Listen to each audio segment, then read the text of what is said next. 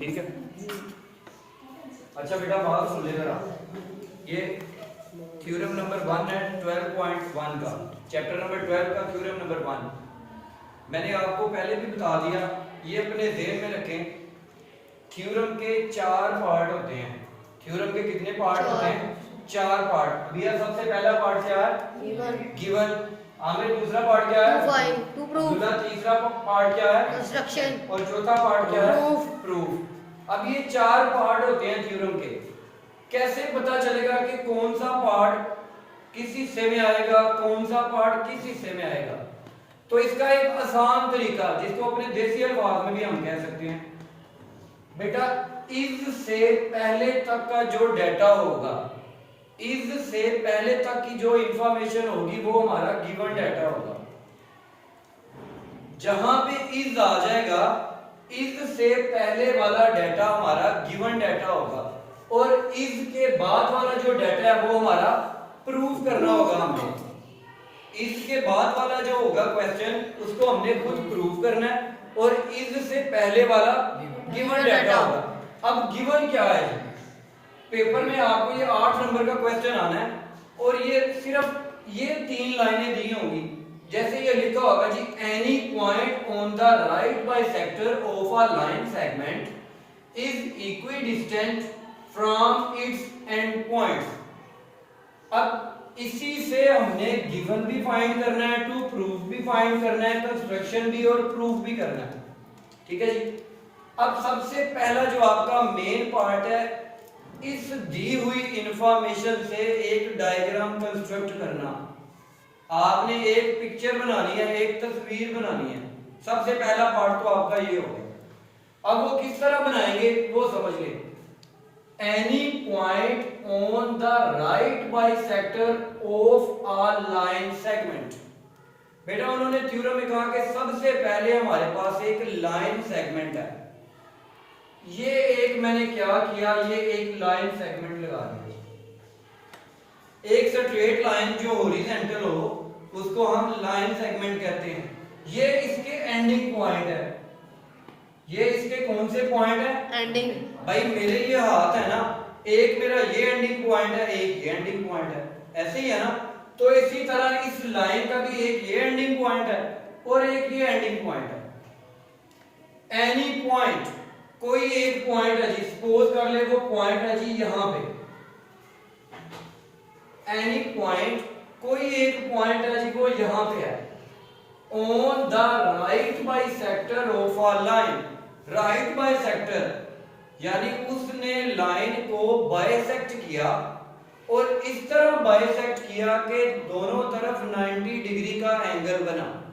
बेटा जब कोई लाइन इस तरह हो, एक हॉरिजॉन्टल लाइन हो और एक दूसरी लाइन उसको इस तरह बाइसेक्ट करे कि यहां पे भी 90 का एंगल बने और यहां पे भी 90 डिग्री का एंगल बने, तो इसको हम कहते हैं राइट बाइसेक्टर।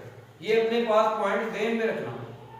कोई भी एक लाइन दूसरी लाइन, एक लाइन को इस तरह बाइसेक्ट करे कि यहां पे 90 डिग्री का एंगल बने, तो उसको हम कहते हैं राइट बाइसेक्टर। अब दोबारा थ्योरम की तरफ आते हैं। Any point on the right bisector, कोई एक पॉइंट है उसने राइट बाइसेक्ट किया ऑफ अ लाइन सेगमेंट, एक लाइन को। राइट बाइसेक्ट का मतलब मैंने अभी बताया, एक पॉइंट है उसने ये राइट बाइसेक्ट कर दिया, एक लाइन को यहां पे एंगल बन गया 90, तो यहां पे भी क्या होगा बेटा? एक पॉइंट था उसने एक लाइन सेगमेंट को राइट बाइसेक्ट कर दिया। इतना पता चल जाएगा ना, राइट बाइसेक्ट का मान पता चल जाएगा। अब्दुल्ला राइट बाइसेक्ट का, मोहित राइट बाइसेक्ट का पता चल जाएगा। जब कोई एक लाइन दूसरी लाइन को इस तरह काटे कि इस लाइन के ऊपर 90 डिग्री का एंगल बने, उसको हम राइट बाइसेक्ट कहते हैं। अब दोबारा थ्योरम की तरफ आए। एनी पॉइंट, कोई एक पॉइंट है उसने राइट बाइसेक्ट कर दिया दूसरी लाइन सेगमेंट को, राइट बाइसेक्ट कर दिया जी, यानी 90 डिग्री के एंगल बन गए। इज इक्विडिस्टेंट, बराबर फासले पर है, it's and point, from its and point. बेटा इस लाइन के एंड पॉइंट यही थे ना, यही थे ना इसके एंड पॉइंट। ये उन्होंने क्वेश्चन में कहा है कि साबित करें कि ये जो पॉइंट है ना, ये इस लाइन के एंड पॉइंट से बराबर फासले पर है। यानी बेटा उन्होंने थ्योरम में हमें कहा साबित करें कि ये जो पॉइंट है ना, इसका यहां से और यहां से फासला आपस में बराबर है, ये प्रूव करना है। क्या प्रूव करना है आपने? फासला। ये जो पॉइंट था इसका फासला इस लाइन के एंडिंग पॉइंट से बराबर है या नहीं, ये हमने प्रूव करना है।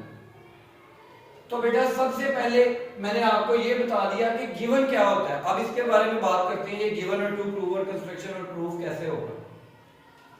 मैंने आपको बताया इज से पहले तक की जो लाइन होगी वो हमारे पास गिवन डाटा होगी, और इज के बाद जो इंफॉर्मेशन होगी वो हमने प्रूव करना होगा। ये देखो, और जब आप शेप बनाएंगे, जिस चीज को प्रूव करना होगा तो वो हमेशा डॉटेड लाइन में बनाएंगे। क्या वजह है जी हमेशा हम डॉटेड लाइन में बनाएंगे? क्योंकि जैसे ही हम इस पिक्चर को देखेंगे, इस शेप को देखेंगे, हमें पता चल जाएगा कि हमने ये चीज प्रूव करनी है भाई, जो डॉटेड में है हमने ये प्रूव करनी है कि ये फासला और ये फासला आपस में बराबर है। इसलिए जो चीज प्रूव करनी हो उसको हमेशा डॉटेड लाइन में लिखना है। अब आसानी के लिए बेटा हर चीज का एक नाम होता है ना, जैसे मेरा नाम है, जैसे इसका नाम है, जैसे उसका नाम है, तो इस शेप के जो कोने हैं या जो लाइनें हैं इनके भी कुछ नाम होंगे। तो नाम आपने आसानी के लिए जो बुक पे शेप के नाम दिए हुए हैं वो ही लिखने हैं। जैसे बेटा इस पॉइंट को कहा गया है जी पॉइंट पी, इस पॉइंट को क्या कहा गया जी? पॉइंट पी कहा गया है। एक लाइन है जिसने बाइसेक्ट किया, इसको एल एम का नाम दे दें। जैसे मैं इंसान हूं ना, ये मेरा सर है, वो मेरे पांव हैं, ऐसे ही है ना। तो ऐसे ही ये एक लाइन है, ये एल इसका सर है और एम इसका पांव हो गया। इसके बाद एक दूसरी लाइन भी है बेटा, एक दूसरी लाइन को अब एल एम तो रख नहीं सकते क्योंकि एल एम तो पहले हो गया, तो इसको हम कह देंगे ए और इसको हम कह देंगे जी बी। ठीक है जी। उसके बाद जहां पे इस लाइन एल एम ने बाइसेक्ट किया, इसको हम कह देंगे सी। सी से मुराद, सी वैसे एक नाम है, इसको सेंटर भी कह सकते हैं क्योंकि इसने सेंटर से बाइसेक्ट इसको किया, सी से सेंटर। तो शेप्स आपने बेटा कोशिश करनी है शेप को नाम वही देने हैं जो आपकी बुक के ऊपर गिवन है, ताकि आपको इसको समझने में आसानी हो। लेकिन आप नाम अपनी मर्जी के भी दे सकते हैं, उसके लिए आपको ट्रिग्नोमेट्री का पूरा पता होना चाहिए ताकि कोई मिस्टेक ना हो। अच्छा जी, गिवन और टू प्रूफ का पता चल गया। उसके बाद तीसरी बात करते हैं कंस्ट्रक्शन की। कंस्ट्रक्शन क्या होता है बेटा? कंस्ट्रक्शन मैंने बताया जो हम डॉटेड लाइन लगाएंगे वो कंस्ट्रक्शन होगी, वो हमारी क्या होगी? कंस्ट्रक्शन होगी। यहाँ पे हमने क्या किया, पॉइंट P को A से मिला दिया, कंस्ट्रक्ट किया ना हमने, ये खुद बनाया। कंस्ट्रक्शन का मतलब तामीर करना, बनाना। बेटा कोई भी बिल्डिंग जब बनाते हैं तो उसको कंस्ट्रक्शन ही कहते हैं ना, कंस्ट्रक्शन वर्क हो रहा है। तो यहाँ पे हमने P पॉइंट को A से मिला दिया हुआ है और P को B से भी मिलाया हुआ है, ये कंस्ट्रक्शन में आ सकता है।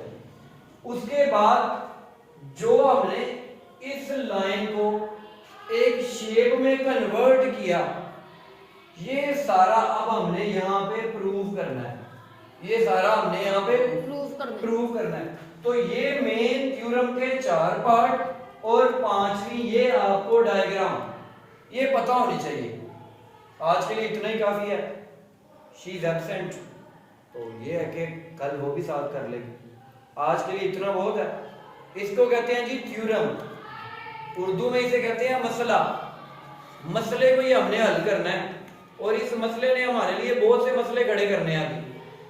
तो इस मसले को जब तक आप मसला समझ के ज़हन नशीन करेंगे तो कोई मसला नहीं होगा, नहीं तो ये मसला बहुत से मसले पैदा करेगा। और ये आता भी पेपर में जरूरी है, 8 नंबर का है। तो ये ना हो कि 8 नंबर का मसला बन जाए, तो उस मसले से बचने के लिए इस मसले को करना पड़ेगा।